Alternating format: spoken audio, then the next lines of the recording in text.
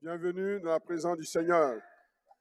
Nous saluons également les internautes, tous ceux qui nous suivent sur El Kabot TV depuis Abidjan, hors d'Abidjan, dans toute la Côte d'Ivoire, en France, aux États-Unis, au Congo, un peu partout, en Italie, en Allemagne, que le Seigneur, en Belgique, que le Seigneur vous bénisse.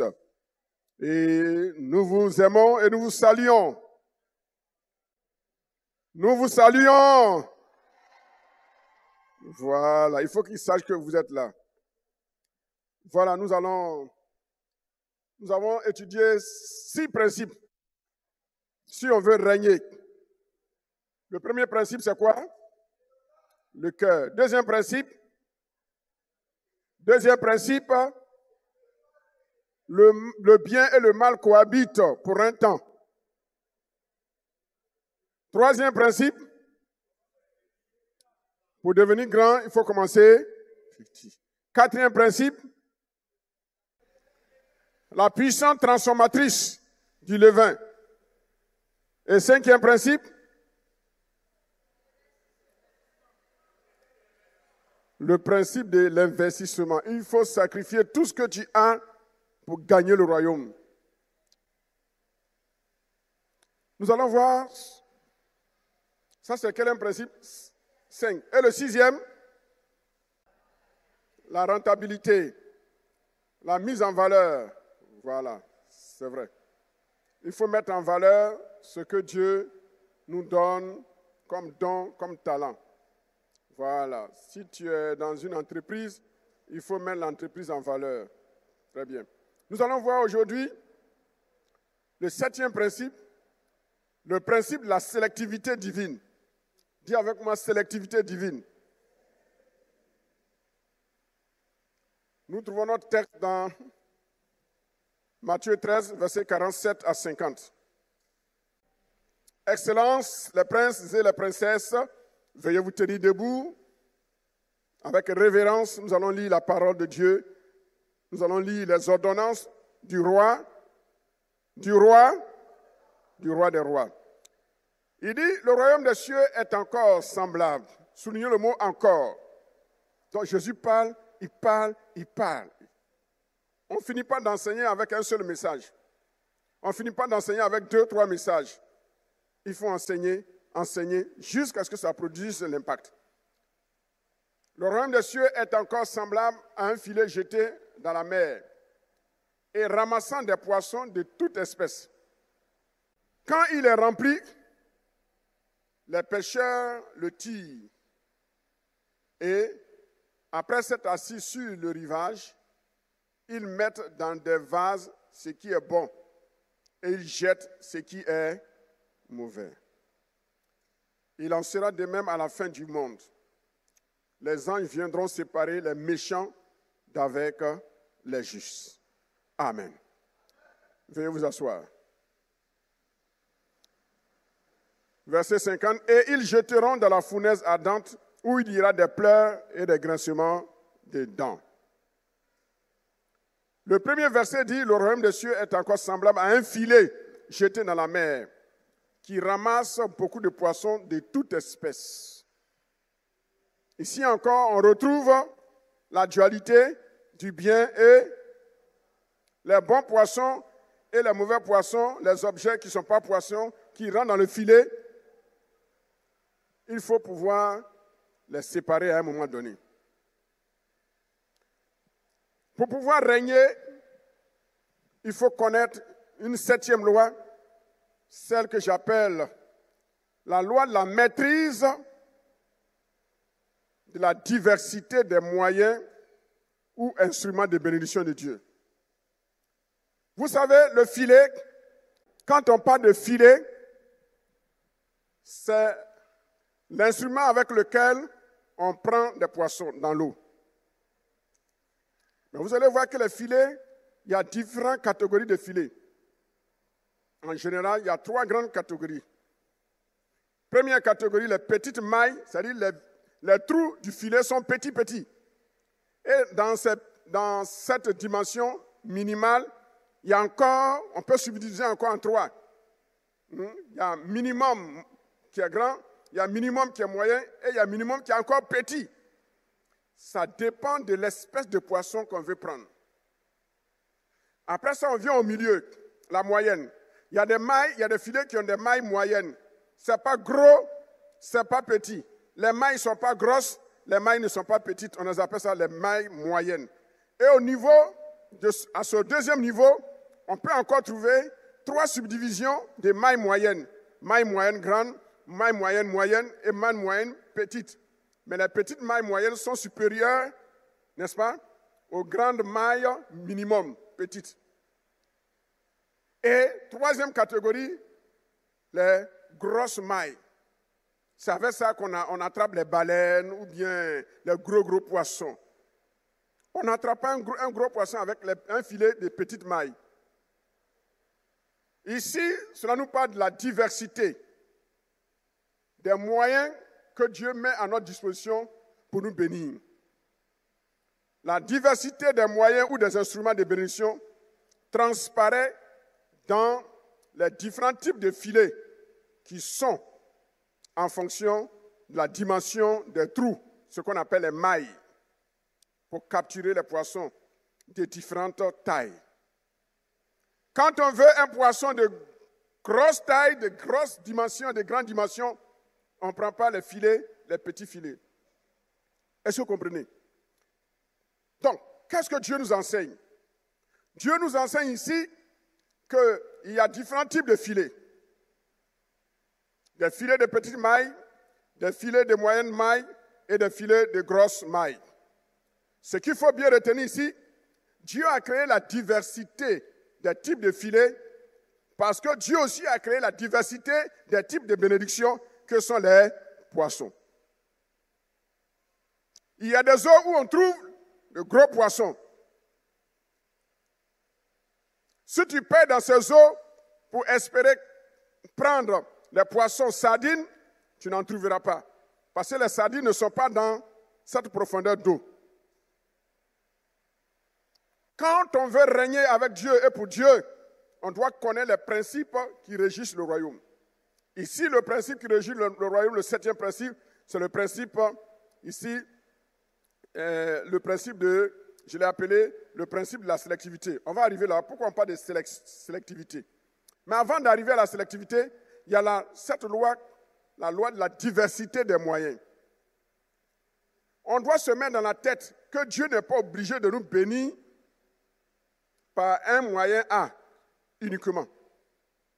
Il peut passer par le moyen A aujourd'hui. Demain, il va utiliser notre stratégie pour te bénir. Après, demain, il va utiliser notre stratégie. Le surlendemain, il va revenir à l'ancienne stratégie. Donc, Dieu, on ne peut pas le mettre dans une boîte.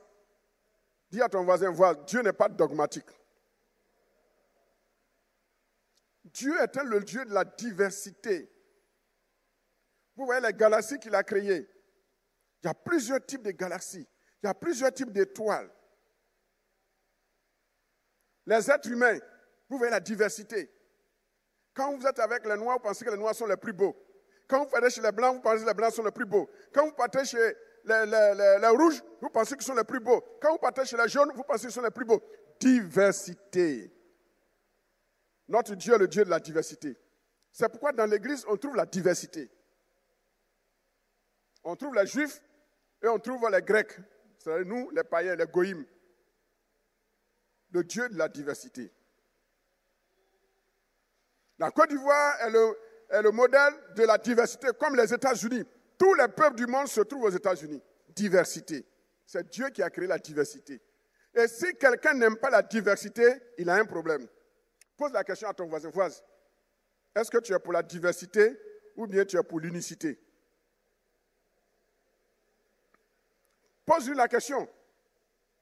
Est-ce qu'il a une vision de la diversité dans l'unité ou bien l'unité dans l'unicité? Diversité. Dans cette église, on a toutes les ethnies. Guéré, si je dis le nom de votre groupe ethnique, levez la main. On va commencer par A. Non. Oui, Abé. Est-ce qu'il y a Abbé? Abidji?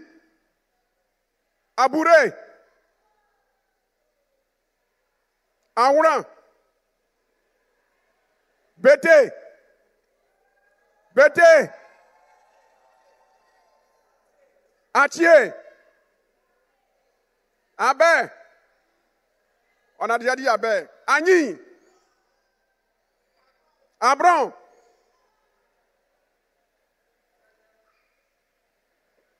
Dida? Dida? Guéré? Guéré? Yakuba? Djoula? Djoula, Djoula. Baoulé?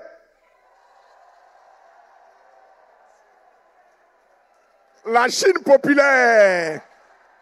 Baoulé a tué.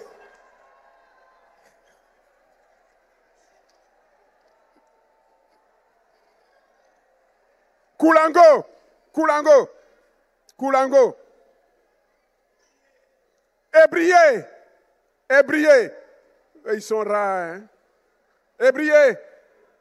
Il y a un ébrié. Togolais. Ghanéen.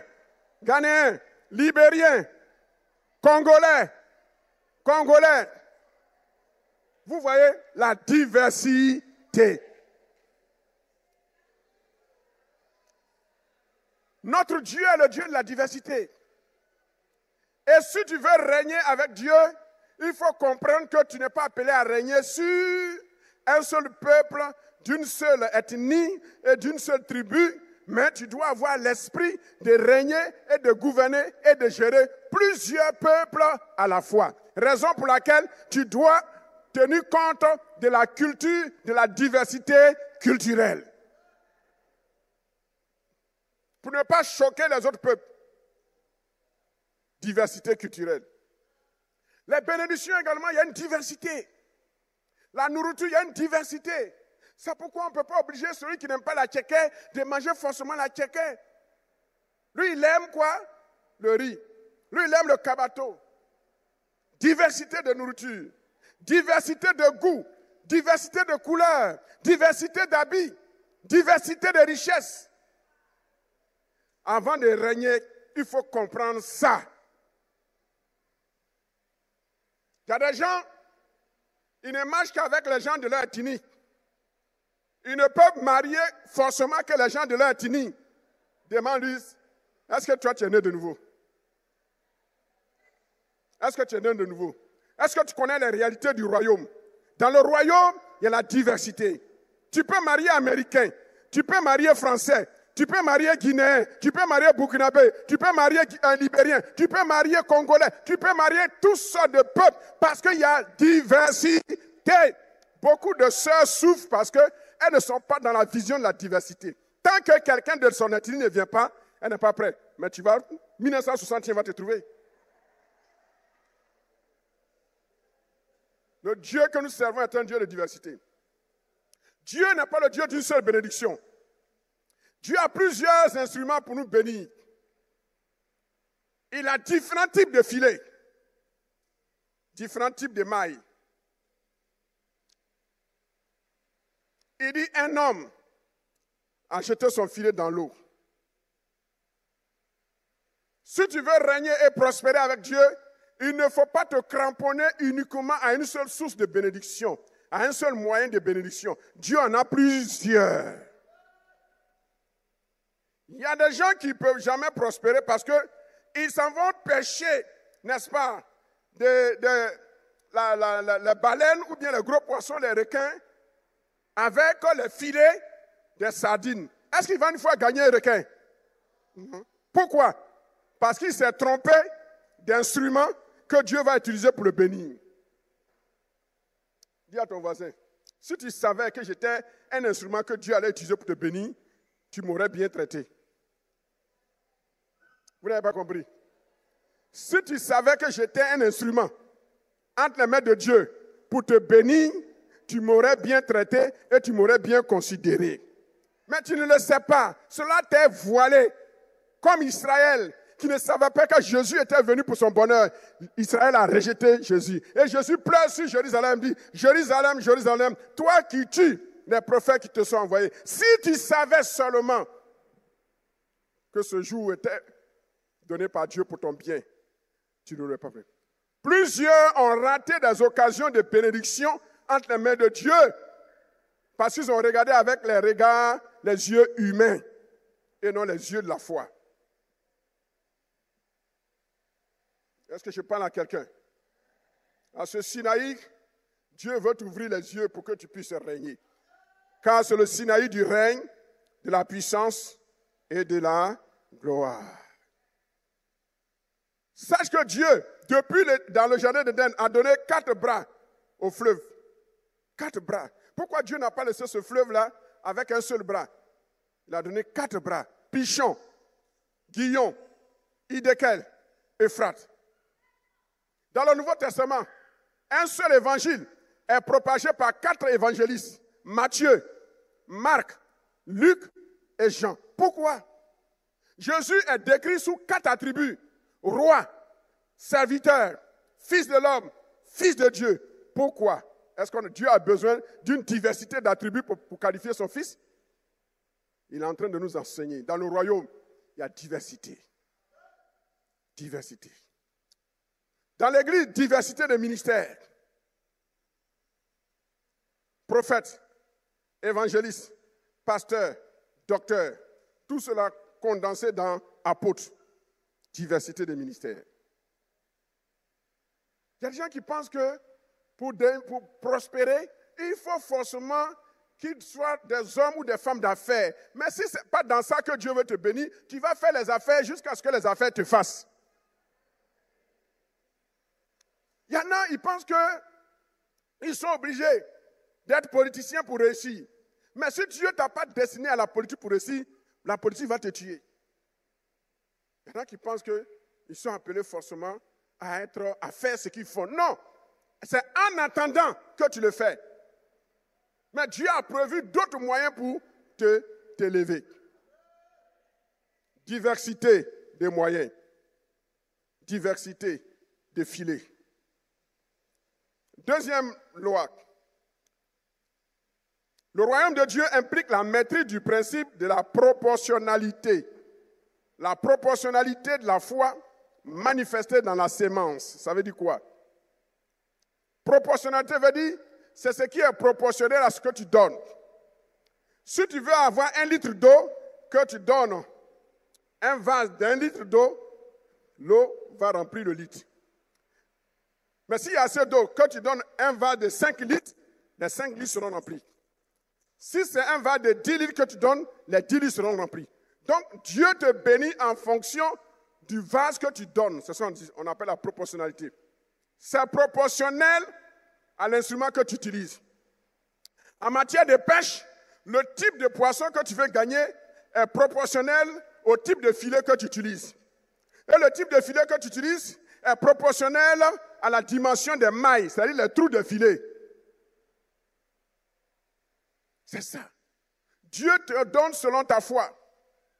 Dieu te donne selon ce que tu présentes. Dieu te donne selon l'instrument que tu utilises pour t'approcher de lui. Si ta foi est une petite foi, il te donne en fonction de ta petite foi.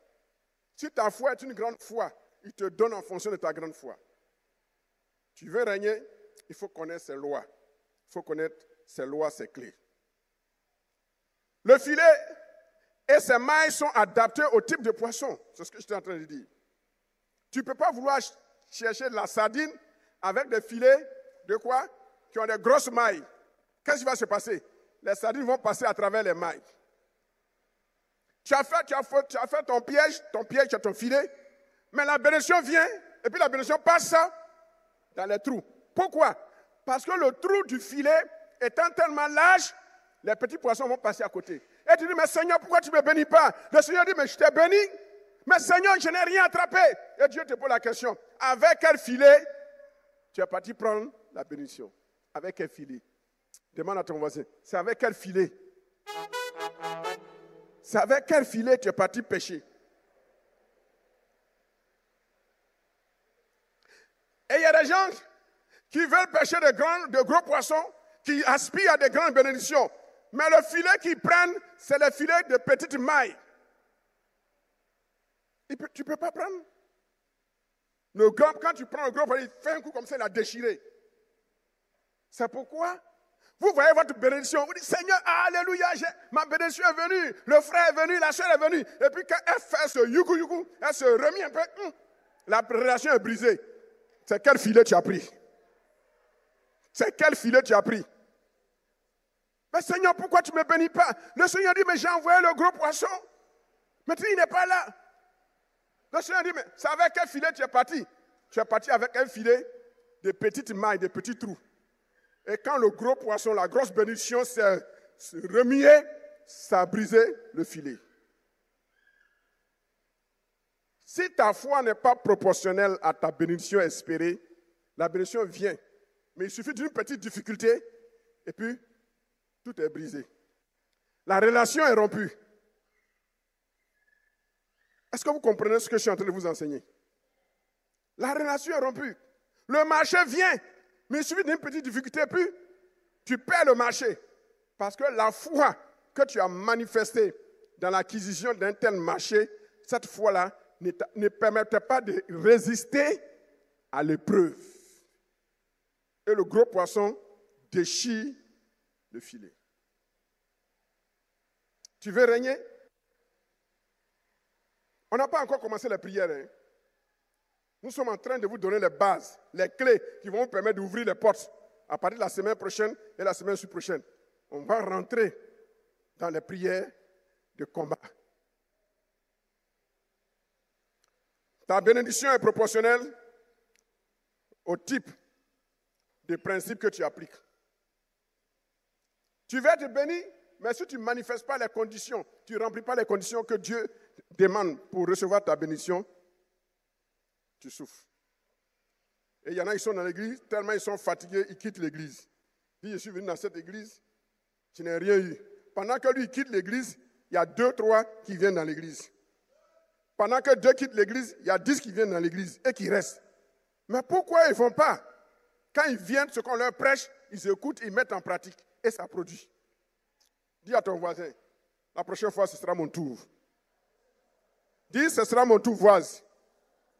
Parce que je comprends maintenant. Il faut savoir utiliser le filet qu'il faut. Alors, quel est le filet que tu vas utiliser à ce Sinaï?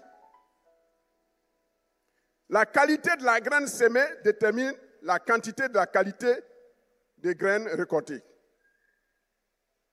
Ce que tu utilises pour s'aimer, le sérieux que tu accordes au culte, pendant le culte, le sérieux avec lequel tu es dans la présence du Seigneur, la foi que tu manifestes, c'est cette foi-là qui va produire la récolte. Quand on dit temps d'offrande, le sérieux que tu accordes dans le temps d'offrande va déterminer la bénédiction financière qui va t'attendre demain. Mais si tu méprises, il y en a, c'est les vieux billets sales qui mettent dans le tronc. Dis à ton voisin, on dirait c'est de toi l'homme de Dieu parle. C'est les billets sales de 500 francs pourris, de 1000 francs pourris, de 10 000 francs pourris. Tu ne peux pas aller changer ça à la banque et puis venir donner des billets, comment on appelle ça? Cracra. C'est ça, non? Combien? Cracra. Ça veut dire les billets craquants, propres. Quand tu mets ça, Dieu sait que tu as donné à la fois, mais tu as donné avec respect, avec révérence. C'est ça. Tout se paie sur cette terre avec Dieu. C'est quel filet tu prends pour pêcher? Troisième loi. Troisième caractéristique. Le royaume de Dieu implique un esprit de diversité qui donne l'opportunité et la chance à chacun de s'approcher de Dieu. Il est dit, le filet a pris une grande quantité de poissons. C'est bien ce que le texte dit. Le filet a pris une grande quantité. Ramenez-moi le verset. Le verset 47-48. Il dit, quand il est rempli, les pêcheurs le tirent et après s'être assis sur le rivage, ils mettent dans des vases ce qui est bon et ils jettent ce qui est mauvais. Ici, on voit que le royaume de Dieu nous enseigne le principe suivant. Dieu est pour tout le monde. Dieu est pour tout le monde. Dieu, il rassemble tout le monde. Mais ce Dieu qui rassemble tout le monde, c'est pour donner l'opportunité à chacun de rentrer dans le salut et de rentrer dans le royaume. L'opportunité. Dieu donne l'opportunité à chacun. Quand on prêche la parole, c'est pour tout le monde, ce n'est pas pour une catégorie. Chacun doit avoir l'opportunité d'écouter la parole de Dieu et de rentrer dans les grâces de Dieu. Les bénédictions de Dieu sont pour tout le monde, mais pour ceux qui remplissent les critères. Ici, le filet qui a pris toutes sortes de choses, poissons et autres non-poissons, c'est ce qu'on appelle la loi de l'inclusion ou l'inclusivité. Inclus. C'est-à-dire, il n'y a pas d'exception. Dieu accepte tous ceux qui répondent à sa parole, à l'évangile. Donc, notre Dieu est le Dieu de l'inclusion. Inclusion, ça veut dire qu'il ne te rejette pas. Tu es poisson, son filet te prend. Tu es crabe, son filet te prend. Tu es quoi? Tu es langouste, le filet te prend. Tu es quoi encore? Crabe, on a dit crevette, le filet te prend. Même tu es morceau de bois, le filet te prend. Tu es coquillage, le filet te prend. Pourquoi le filet ne trie pas? Il n'appartient pas au filet de trier. Il y a un autre ministère qui va faire les tris. Est-ce que vous comprenez? L'inclusion veut dire quoi? Dieu est un Dieu qui a les mains ouvertes. C'est le Dieu de la diversité. Pour régner, il faut avoir le cœur de Dieu. Savoir ouvrir ses bras à tous ceux qui viennent à vous. Tous ceux qui viennent à l'église. On ne doit pas avoir un esprit de rejet. D'abord, il a qu'il rentre. Quand l'évangile va le toucher, le Saint-Esprit va le toucher, il va changer. Mais ce n'est pas à nous de les rejeter. Quelqu'un vient avec des dreads. Ah, déjà on l'a déjà envoyé en enfer. Dis à ton voisin, ce n'est pas ton rôle. Si le pasteur principal n'en parle pas, ce n'est pas à toi d'en parler. Ne soyez pas en scandale aux gens qui viennent. Dieu est le Dieu de l'inclusion. Le royaume de Dieu manifeste le principe de l'inclusion. Il y a un temps où le tri va se faire. Mais ne fais pas le tri avant le temps. J'ai dit quoi? Ne fais pas le tri avant le temps. Pour régner, il faut avoir un esprit d'inclusion. Ne prends pas les gens de ton ethnie seulement. Ne prends pas les gens de ta classe sociale seulement. Ne prends pas les gens de ton village seulement. Inclusion. Vous voyez le conseil de El Kabod. Toutes les ethnies sont dedans. Vous n'avez pas trouvé plus de 2 ou 3 qui sont de mon ethnie Dida. Vous n'avez pas trouvé. Mais quand on parle dans certaines églises, depuis le pasteur, sa femme, son conseil, ses diacres, et 50% de l'église, là, c'est l'ethnie du pasteur. Et dans l'église, là, ils sont en mode FM. Je n'ai pas dit le nom de quelqu'un. On ne les condamne pas. Si dans la région où la personne est, c'est le peuple dominant, il n'y a pas de problème. Mais ce que je suis en train de dire, l'église ne doit pas être une église tribaliste.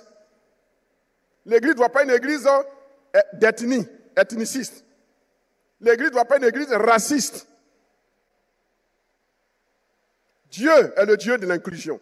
Si vous n'avez pas compris cela, Dieu ne peut pas vous permettre de régner. Mais vous allez régner sur qui? Demande à ton voisin, à ta voisine, tu vas régner sur qui? C'est sur ta famille seulement tu vas régner.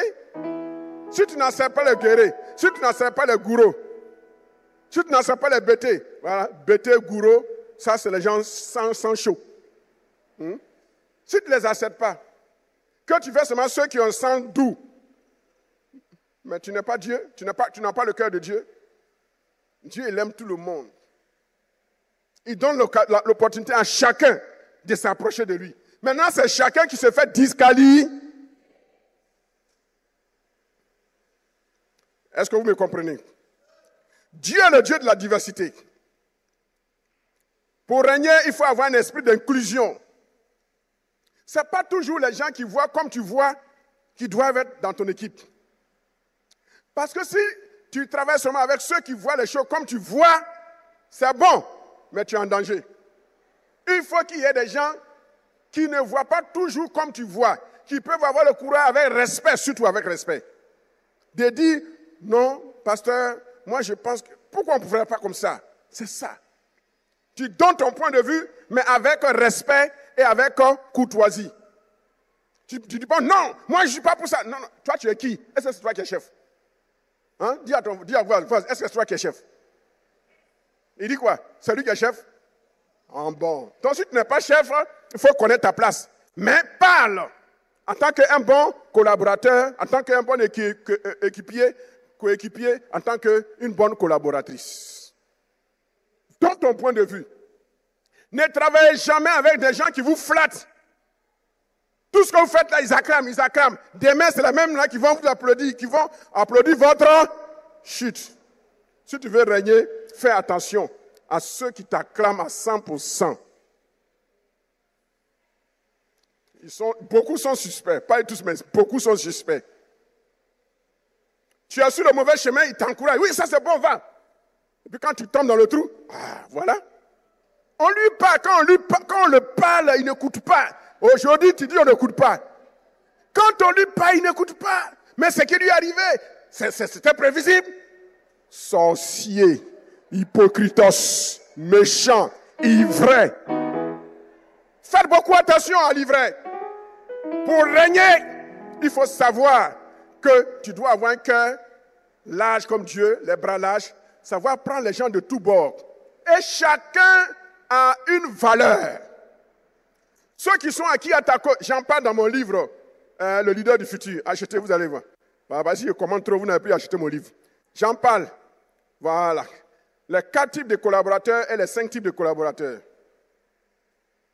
Ceux souvent qu'on prend pour des opposants, en réalité, ils ne sont pas des opposants méchants, mais ils s'opposent pour corriger le tir et pour nous permettre, pour nous éviter d'aller à la dérive.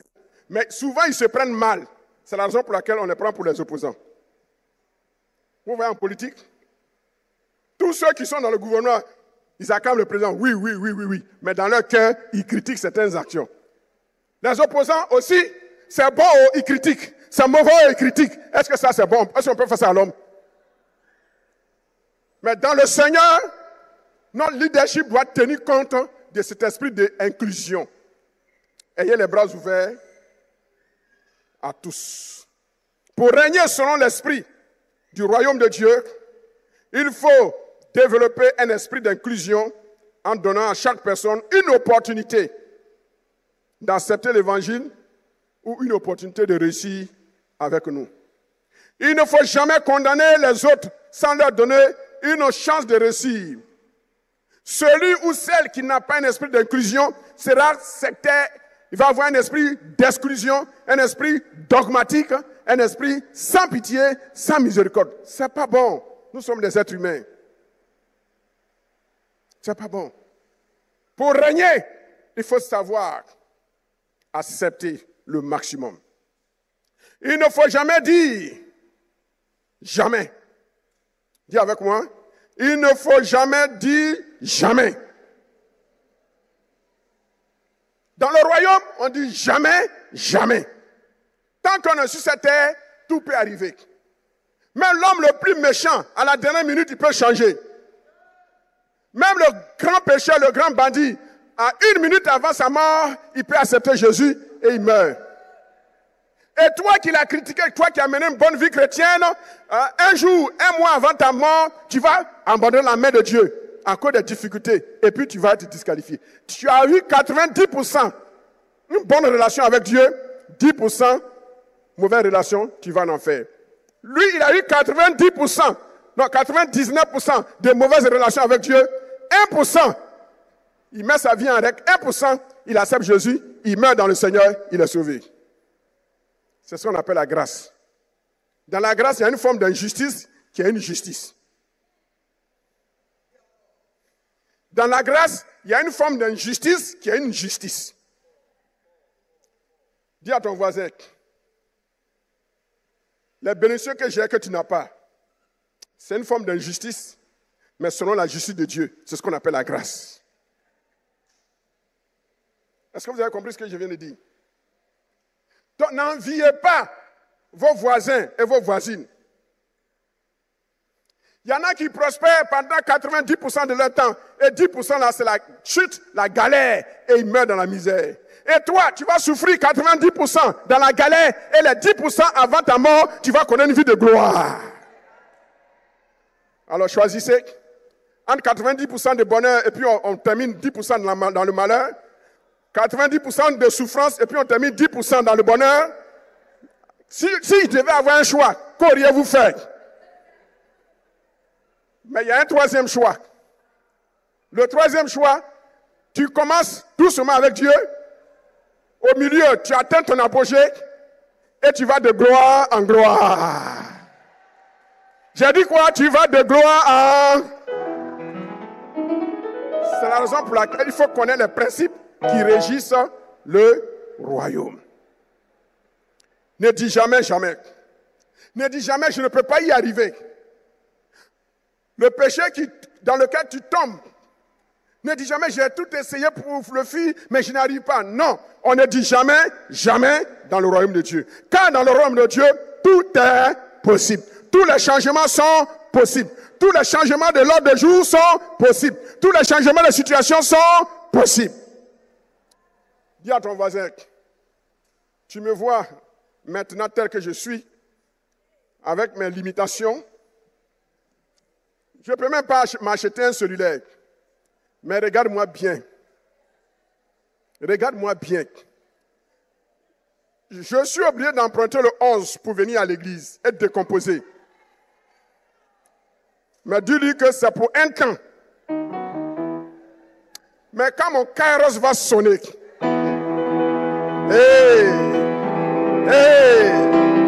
est-ce que vous croyez à la profondeur de ce que je suis en train de dire? Quand ton kairos sonne, les gens pensent que c'est de l'injustice.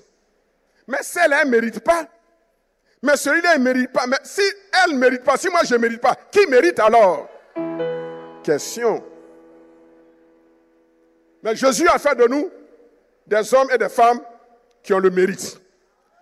C'est la raison pour laquelle il faut connaître les principes. Ce 7e principe nous parle de l'inclusion. Dieu est un Dieu qui a les bras tendus. Ne rejetez jamais les gens sur la base des idées arrêtées sur eux, sans leur donner une seconde chance, une seconde opportunité d'essayer. Dieu, il ne rejette pas les crabes qui viennent dans le filet. Même les coquillages qui viennent dans le filet, il ne les rejette pas. Le filet prend tout le monde. Donnez la chance aux gens de repartir sur de nouvelles bases. 4e caractéristique. Le royaume de Dieu exige aussi un esprit de sélectivité et de tri avec justice. C'est le titre qu'on a donné au principe. Le principe de la sélectivité. Le Dieu de l'inclusion est aussi le Dieu de l'exclusion. Vous savez, la Bible, c'est l'équilibre. Le Dieu qui accepte tout le monde, ce Dieu aussi, à un moment donné, il va faire une sélection et il va exclure certains. Dis à ton voisin, c'est pas moi, il va exclure. Hein? Si tu n'as pas dit fort, c'est toi, il va exclure. Maintenant, s'il n'exclut pas quelqu'un, qui sera exclu? Dis, ce n'est ni moi, ce n'est ni toi, mon voisin. Le Dieu de l'inclusion est aussi le Dieu de l'exclusion. Le Dieu du rassemblement est aussi le Dieu de la sélectivité. Si tu veux régner avec Dieu selon le royaume, il faut savoir donner la chance aux gens, mais il faut savoir aussi sanctionner et faire un tri. Dis, homme de Dieu, va un peu en profondeur. Pour régner, il faut avoir le cœur de Dieu, pour savoir faire un tri, une sélection au sein de tous ceux qui viennent à toi et qui sont autour de toi. Il y a un temps où on ouvre les bras à tout le monde, on donne à chacun sa chance. Et il y a un autre temps où on fait une sélection. Qui mérite d'être dans mon intimité? On le garde. Qui ne mérite pas d'être dans mon intimité? On l'exclut. Tu n'es pas obligé de marcher avec celui qui n'a pas la même vision que toi. J'ai dit quoi? Tu n'es pas obligé de marcher avec celui qui n'a pas le même esprit que toi. Celui qui n'a pas la même vision. Ne vous laissez pas influencer par les émotions et les sentiments. Il y a un temps où la miséricorde, les sentiments marchent, et il y a un temps où c'est la justice et la vérité qui marchent. Pour régner, il faut faire un tri. Si tu ne fais pas un tri, une sélection à un moment donné dans ta vie, par rapport aux gens qui sont autour de toi, un jour, ils vont te perdre. N'acceptez pas tout le monde dans votre entourage privé. Ce n'est pas tout le monde qui doit rentrer dans votre salon. Ce n'est pas tout le monde qui doit rentrer dans votre chambre. Il y a des gens, de façon exclusive, vu le degré de notre relation, notre intimité spirituelle, fraternelle avec eux, ils peuvent entrer dans notre chambre. Il y en a, on leur permet de rester au salon. Il y a d'autres, mais on ne leur permet pas de rentrer dans le salon. On les reçoit où? Si vous acceptez tout le monde dans votre intimité, sans l'esprit de sélectivité, de tri, ils vont vous détruire. Tous ceux qui sont autour de vous, ce n'est pas parce qu'ils vous aiment. C'est parce qu'ils mangent en vous. Tous ceux qui sont autour de vous, ce n'est pas parce qu'ils vous aiment. C'est parce qu'ils mangent en vous.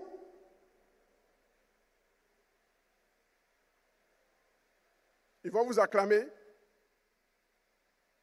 Mais beaucoup ne sont pas contents de vous. Pourquoi c'est toi qui prospères? Pourquoi ce que toi tu touches, ça prospère? Mais pour lui, c'est galère. Ah, ma chérie, le Seigneur, bon, oh, Dieu m'a donné une sœur, une chérie qui prospère. Mais dans son cœur, c'est le contraire de ce qu'elle te dit. L'esprit de sélectivité dans le royaume. Si vous n'avez pas un esprit de sélectivité, vous allez vous faire manger, vous allez vous faire détruire. Est-ce que vous comprenez ce que je suis en train de dire? Le royaume de Dieu, le règne exige un esprit de sélectivité. Le Dieu de l'addition est aussi le Dieu de la soustraction. J'ai dit quoi? Le Dieu de l'addition est aussi le Dieu de la... Il est dit, quand le filet a pris tout, quand le filet a fait l'addition, quand le filet a rassemblé, quand le filet a fait l'inclusion, maintenant, il y a un autre travail. Ça, c'est le travail des pêcheurs. Ils se mettent à la rive, ils s'asseyent bien, et puis ils commencent à faire le tri. Si tu ne fais pas le tri dans ton entourage, tu seras bientôt déçu.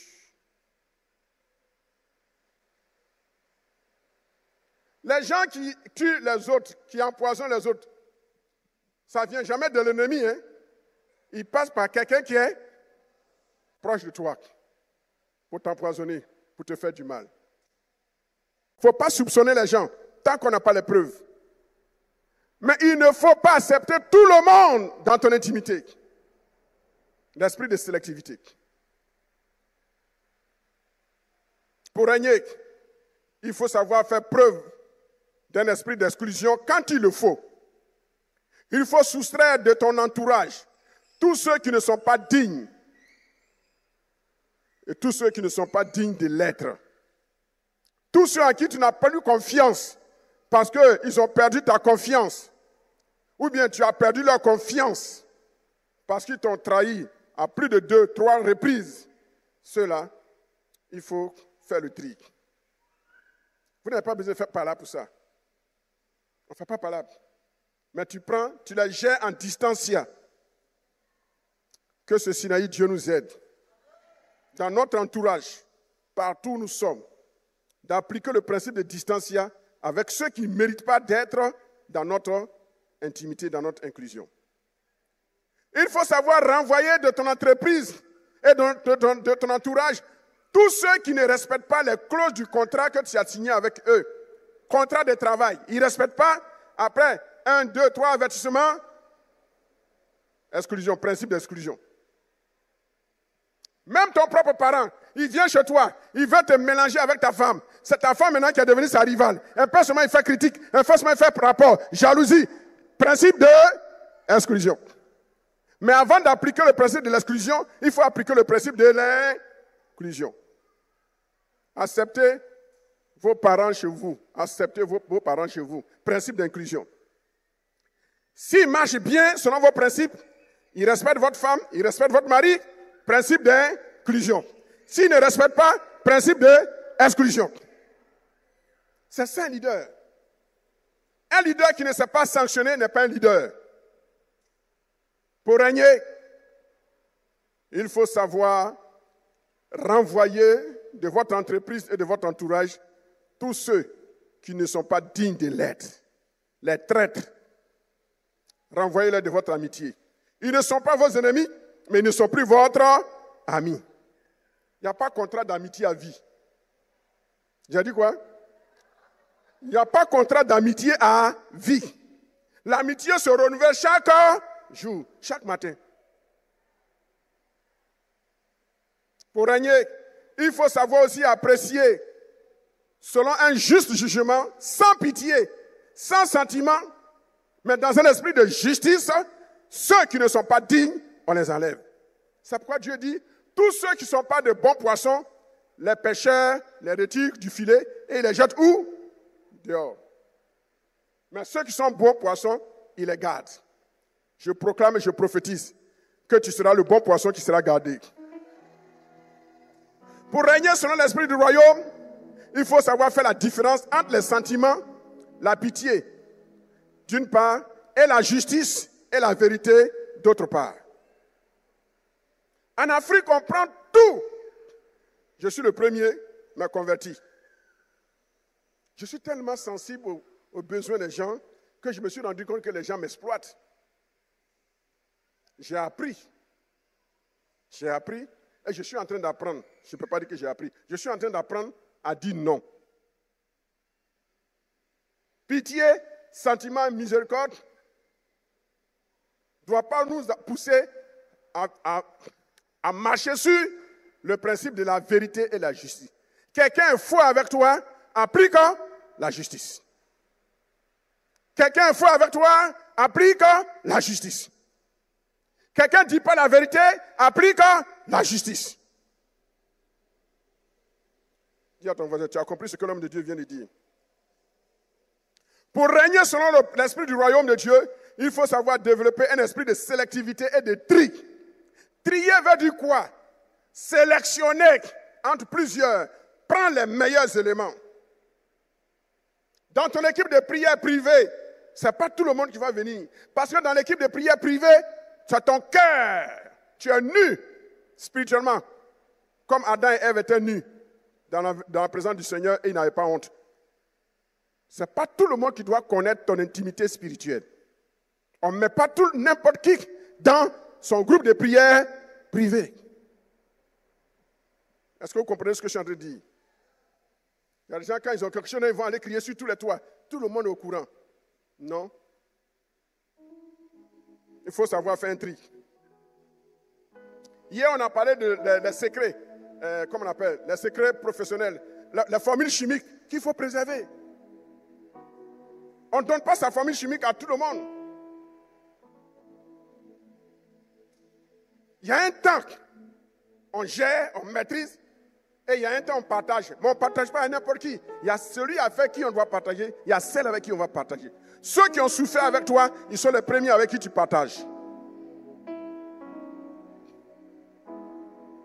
Et il y a un temps pour accepter tout le monde autour de toi, et il y a un autre temps pour faire le tri autour de toi. J'ai dit quoi? Il y a un temps pour accepter tout le monde autour de toi, et un autre temps pour faire le tri autour de toi. Il faut être capable d'exclure de votre intimité spirituelle, économique et professionnelle et votre entourage, de vos relations humaines, sans pitié, les personnes qui sont fausses, les personnes qui ont un double visage, les personnes qui sont hypocrites, les personnes qui ne partagent pas votre vision, les personnes qui ne vous aiment pas. Il faut les exclure de votre centre d'intérêt. Pourquoi? Ils salissent votre image. On dit c'est là, oh, Victoire, mais ça, Victoire c'est la camarade d'un tel. En bon, Victoire marche avec un tel, une telle. Donc les deux se ressemblent. Ouais. La personne a gâté le nom de Victoire. La personne a gâté le nom de Marguerite. La personne a gâté le nom de Pierre, de Pierrette, de Yvonne. Pourquoi? Parce que Pierre n'a pas su exclure de son entourage les faux éléments. Si tu joues avec le serpenteau, il te mordra quand il deviendra un grand serpent.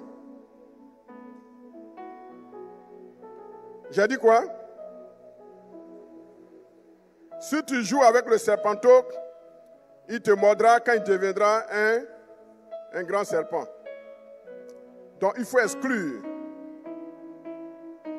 de ton entourage tous ceux qui se comportent comme des serpenteaux. Si tu ne coupes pas le bras gauche, qui est une occasion de chute pour toi aujourd'hui et maintenant, ce bras va te perdre. C'est pourquoi Jésus a dit, mieux vaut, il est bien pour toi, d'entrer au ciel manchot, que d'avoir tes deux bras et aller où? Quel est le bras qui a un faux bras? Quel est l'ami qui a un faux ami? Quel est l'ami qui a une fausse amie? Quel est le collaborateur qui a un faux collaborateur? Si tu ne sais pas te séparer des mauvaises compagnies, des faux frères, des fausses sœurs, des faux pasteurs, des faux prophètes, ce sont eux qui vont te corrompre demain. Celui ou celle qui n'a pas un esprit sélectif, un esprit de distinction, de sélectivité, sera surpris par les ruses et sera déçu par les actions des faux éléments. Il ne faut pas être dupe dans la gestion des gens. Il y aura toujours des faux dans la gestion présente du royaume, car le blé et l'ivraie cohabitent. Même la personne avec le meilleur témoignage et le grand zèle, avec le grand potentiel aujourd'hui, peut devenir quelqu'un de faux demain si cette personne ne veille pas sur sa vie avec Dieu. Notez très bien. Appréciez les gens sur la base de leur témoignage permanent de chaque jour et non une appréciation figée une bonne fois pour tous. Pour régner dans le royaume, il faut savoir. Retenons que Dieu est le Dieu de l'inclusion, il est aussi le Dieu de la diversité, mais il est aussi le Dieu de la sélection, de la sélectivité et de l'exclusion. Pour régner, retenons qu'il faut avoir les bras ouverts pendant un temps, mais aussi il faut savoir faire le tri et trier tous ceux qui sont autour de toi. Dieu lui-même fera le tri au dernier jour. Mais il faut aussi savoir récompenser ceux qui sont bons. La caractéristique, récompenser ceux qui sont bons. Quand des gens travaillent dans votre entreprise et que l'entreprise se développe, à un moment donné, il faut savoir leur dire merci. Il faut savoir les récompenser. Tous ceux qui sont dans votre maison, qui ont bien travaillé, à un moment donné, il faut savoir les remercier. La récompense. Mais pour arriver à là, il y a un temps qu'on appelle le temps de l'observation. Le temps chronos. Il faut être patient. C'est pourquoi la Bible dit dans Luc 13, le verset 6 à 9, qu'un homme avait un figuier. Et le figuier était dans la vigne, mais le figuier ne produisait pas. Et le maître est venu, ça fait 3 ans, le figuier là, il ne produit pas. Je vais le couper. Et le vigneron, celui qui est vers sur le champ, il dit quoi? Il dit, maître, pardon, donne-moi encore du temps. Je vais l'émonder, je vais mettre du fumier, de l'engrais, et il va répondre. Peut-être il va porter du fruit. Voici le cœur d'un berger. Voici le cœur de celui qui veut régner pour Dieu et avec Dieu. Il faut savoir être patient. Avant de prendre une sanction, avant de juger sévèrement, avant d'exclure quelqu'un, il faut être patient. Ce n'est pas la première faute, bam, on tape dessus. Il faut être patient. Il y a des cas où la seule faute suffit, mais dans la plupart des cas, une seule faute ne suffit pas. Donc c'est très important. Il y a le temps où tu observes tout ce que la personne fait de bien, tu ne dis rien. Et un temps arrive, tu la surprends. Pour telle chose que tu as faite, voilà ce que tu mérites, la récompense. Rentre dans la joie de ton maître. Reçois telle promotion, reçois tel cadeau. De temps d'observation, le chronos, tu observes tous ces manigants, tout ce qu'il fait. Ce n'est pas la première fois qu'il faut reprendre quelqu'un. Tu observes. Et puis à un moment, tu dis, voilà, depuis un certain temps, voilà ce que tu fais, voilà ce que tu fais, voilà ce que tu fais. Voilà ce que tu dis derrière. Et qui va contre l'entreprise. À partir d'aujourd'hui, tu es renvoyé. Il y a un temps d'observation. Quand tu veux régner, il faut savoir faire la différence entre le temps d'observation et le temps de jugement et le temps de bénédiction.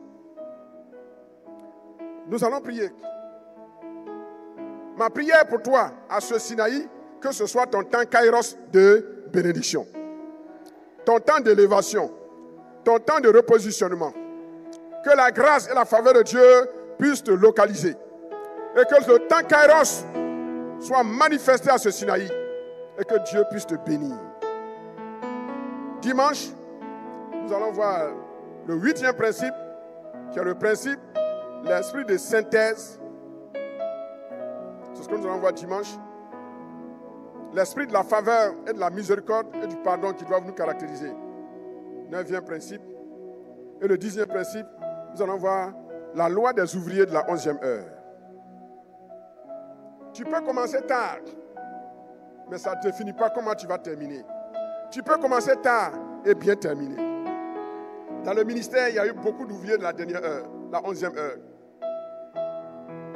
Ce n'est pas ceux qui commencent les premiers qui vont forcément finir bien. Ce n'est pas ceux qui rentrent forcément au milieu qui vont finir bien. Tu peux commencer à la fin, mais le peu de temps que Dieu te donne de travailler, tu vas produire le même rendement avec efficacité que ceux qui ont commencé avant toi. Et tu auras la même récompense que ceux qui ont commencé avec toi. C'est ce qu'on appelle l'esprit de la grâce.